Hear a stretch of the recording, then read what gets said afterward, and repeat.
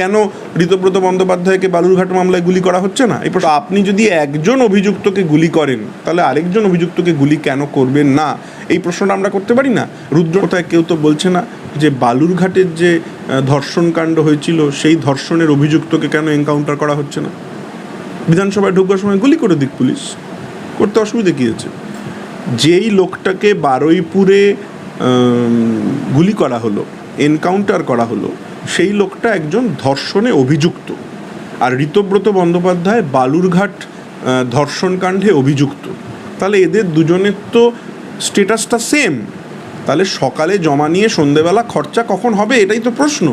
এটা আইনের ছাত্র হিসেবে আমার প্রশ্ন, এটা বাংলার মানুষ হিসেবে, বাংলার ভোটার হিসেবে আমার প্রশ্ন, ভারতের একজন জাগ্রত নাগরিক হিসেবে আমার প্রশ্ন, যে একটা মানুষকে আপনি এনকাউন্টার করে দেবেন শুধুমাত্র এই জন্য যে সে গরিব।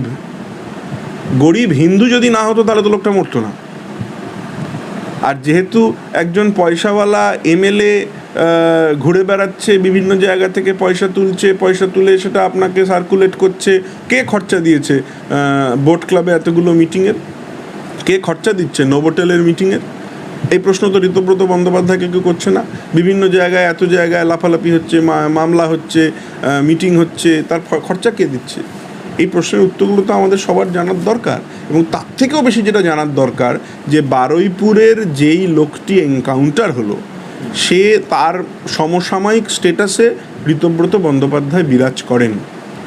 তারা দুজনেই ধর্ষণে অভিযুক্ত।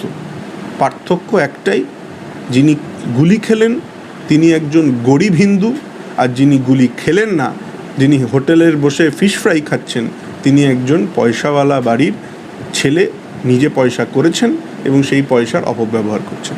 তাহলে পয়সাটাই আসল, ধর্ম আসল নয়, পয়সাটাই আসল, রাজনীতি আসল নয়, পয়সাটাই আসল, বিচার আসল নয়, পয়সাটাই আসল, গণতন্ত্র আসল নয়। আপনি রাজ্যের বিরোধী দলনেতার এনকাউন্টার চাইছেন, তাও বিধানসভায় ঢোকার সময়।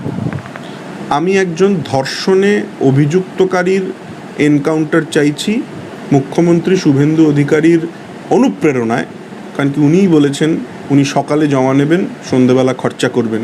তো যদি এটা বারুইপুরের জন্য লাগু হতে পারে, এটা বালুরঘাটের জন্য কেন লাগু হবে না? আমি বিশ্বাস করি মুখ্যমন্ত্রী যদি আমাদের এই ভিডিও দেখেন উনি এটার উত্তর দেবেন। এটা আইনের ছাত্র হিসেবে আমার প্রশ্ন, এই দ্বিচারিতাটা করা যায় কি না? আপনাকে তো সব অ্যাকিউজডকে একরকম দেখতে হবে। আপনি তো মুখ্যমন্ত্রী, আপনি বিজেপির মুখ্যমন্ত্রী, আপনি তৃণমূলের মুখ্যমন্ত্রী, আপনি সিপিএমের মুখ্যমন্ত্রী, আপনি হিন্দুর মুখ্যমন্ত্রী, আপনি মুসলমানের মুখ্যমন্ত্রী, আপনি নির্যাতিতাদের মুখ্যমন্ত্রী, আপনি যারা নির্যাতন করছেন তাদেরও মুখ্যমন্ত্রী। তো আপনি যদি একজন অভিযুক্তকে গুলি করেন তাহলে আরেকজন অভিযুক্তকে গুলি কেন করবেন না, এই প্রশ্নটা আমরা করতে পারি না? রুদ্রনীল ঘোষ এই প্রশ্নটা করতে পারে না যে কেন ঋতব্রত বন্দ্যোপাধ্যায়কে বালুরঘাট মামলায় গুলি করা হচ্ছে না? এই প্রশ্নটা তো রুদ্রনীল ঘোষ করতেই পারে, না করলে আমি আশ্চর্য হব।